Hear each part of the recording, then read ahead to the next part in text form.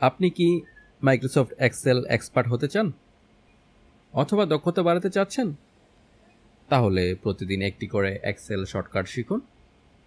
Shortcut এর মাধ্যমে অল্প সময়ে অফিস এক্সেলের কাজ শেষ করতে পারবেন। চলুন দেরি না করে জেনে নেই আজকের এক্সেল শর্টকাট। প্রত্যেকটি এক্সেল রিপোর্ট ফাইলে কাজ করার সময় যোগফলের জন্য সাম ফর্মুলা ইউজ করতে হয়।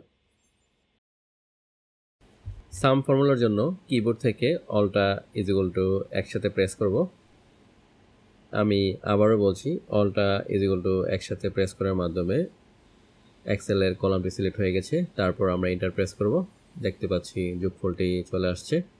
এক্সেলের গুরুত্বপূর্ণ শর্টকাট কিগুলো জানার জন্য আমাদের চ্যানেলটি সাবস্ক্রাইব করে রাখুন এবং জানতে থাকুন এক্সেলের প্রয়োজনীয় শর্টকাটগুলো।